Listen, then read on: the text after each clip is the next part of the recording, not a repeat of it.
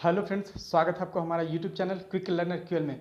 दोस्तों, आज हम आप लोगों के लिए एक बहुत बड़ी खबर लेकर के आए हैं। वो ये है कि यदि आप आर्मी ज्वाइन करना चाहते हैं तो आपके लिए एक बहुत ही बेहतर अपॉर्चुनिटी सामने आने वाला है। दोस्तों, अभी ये केवल प्रस्ताव है। वो ये है कि सेना यानी सेना में भी आर्मी आर्मी 3 साल के लिए टूर ऑफ ड्यूटी स्टार्ट करने वाला है। उन लोगों के लिए जो सेना में जाना चाहते हैं लेकिन अपना पूरा जीवन सेना में नहीं बिताना चाहते हैं, लेकिन ज्वाइन करना चाहते हैं, तो उन लोगों के लिए ये 3 साल टूर ऑफ ड्यूटी की तरह से सेना में जाने का एक बेहतर अपॉर्चुनिटी है। दोस्तों, इसमें जाने के बाद बहुत सारे आपको फ़ायदे भी मिलेंगे।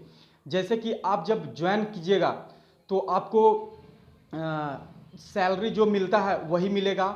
ठीक है, आर्मी को जो फैसिलिटी मिलता है ऑन द ड्यूटी वो सारे फैसिलिटी आपको मिलेंगे।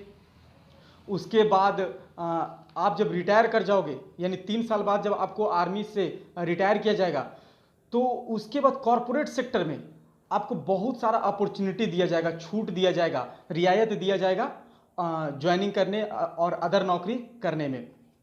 तो ये सब कुछ कुछ सुविधा जो आपको दिया जाएगा।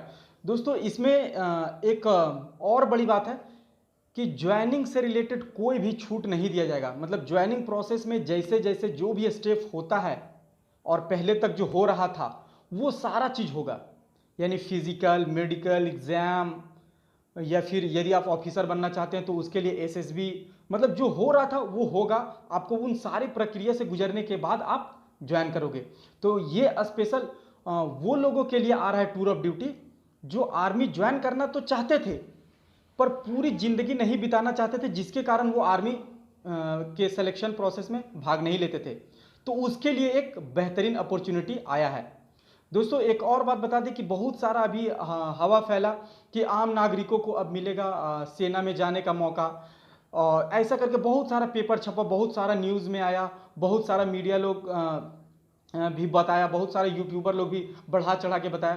तो हम आप लोगों को एक सच्ची बात बताते हैं, जो इसका जो भी नोटिफिकेशन या फिर हम जो गूगल वगैरह ये सब एनालिसिस करने के बाद हमको जो अनुभव हुआ, हम उस अनुभव के बल पे आप लोगों को बता रहे हैं कि दोस्तों, पहले भी सेना में आम नागरिक ही जा रहा था, अब भी सेना में आम नागरिक ही जाएगा। तो एक बात बताइए, जो बंदा पहले सिलेक्शन नहीं ले पा रहा था वो क्या अब कैसे ले पाएगा? क्योंकि अब भी तो वही प्रोसेस के बलबूते ही आपको गुजरना है।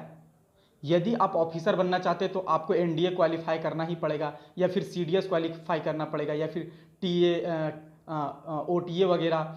तो ये सब क्वालिफाई करने के बाद ही आप जा पाओगे।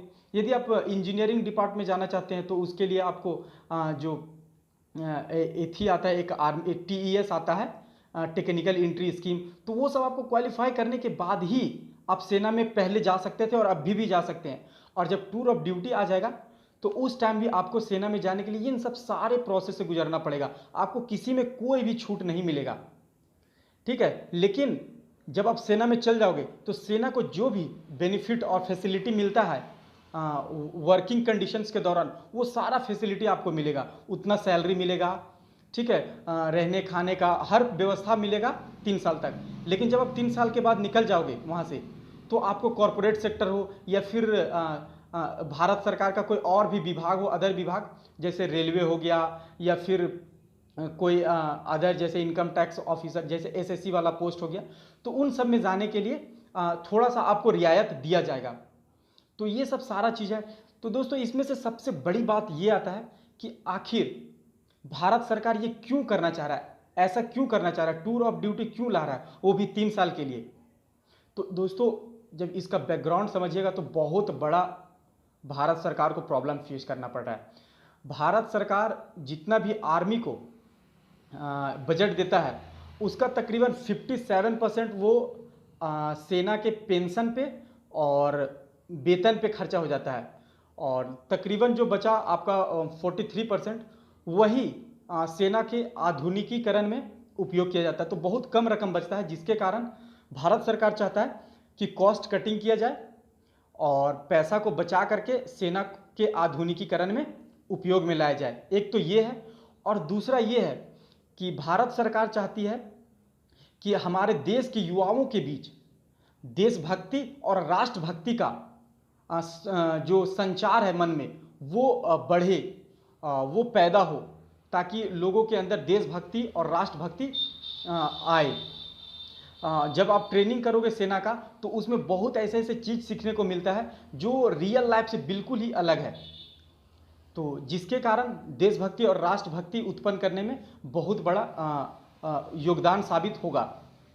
तो ये भी CAC का भारत सरकार का कहना है। दोस्तों एक बात बता दें कि अभी तकरीबन 10 साल में जो आर्मी का पेंशन का बोझ है वो 10 गुना बढ़ गया है। तो आप सोच सकते हैं कि भारत सरकार यहाँ से पेंशन में भी कमी करने के लिए ये टूर ऑफ ड्यूटी ला रहा है, ताकि उसको जवान भी मिल जाए, ऑफिसर्स भी मिल जाए और उसको रिटायर करने के बाद उसको पेंशन देने की ज़रूरत भी ना पड़े। तो इस मकसद से भी ये टूर ऑफ ड्यूटी लाया जा रहा है। और यदि आप परमानेंट तौर पे आर्मी ज्वाइन करना चाहते हैं, मिलिट्री में ज्वाइन करना चाहते हैं, तो देखिए इसका बहुत सारा अलग अलग एग्ज़ाम होता है। यदि आप आर्मी ज्वाइन करना चाहते हैं तो NDA, CDS है, OTA है, TES है, या फिर यदि आप जनरल ड्यूटी में जाना चाहते हैं तो आपका GD होता है, उसके बाद नर्सिंग होता है। तो इन सब से आप परमानेंट आर्मी में भी जा सकते हैं। दोस्तों सिविलियन को एज मिलिट्री में रखने का प्रोसेस ये अभी कोई नया नहीं है, ये टूर ऑफ ड्यूटी कोई नया नहीं है, इससे पहले भी चला आ रहा था ट्यूटोरियल आर्मी।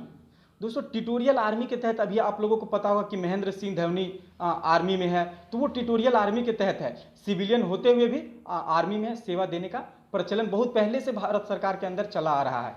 तो ऐसा नहीं है कि ये नया आ रहा है, हाँ ये बजट को कम करने के लिए लाया जा रहा है। इसमें से आप लोग ये मत सोचिएगा कि हर नागरिक को ये मौका दिया जाएगा आर्मी ज्वाइन करने का, ऐसा कुछ भी नहीं है।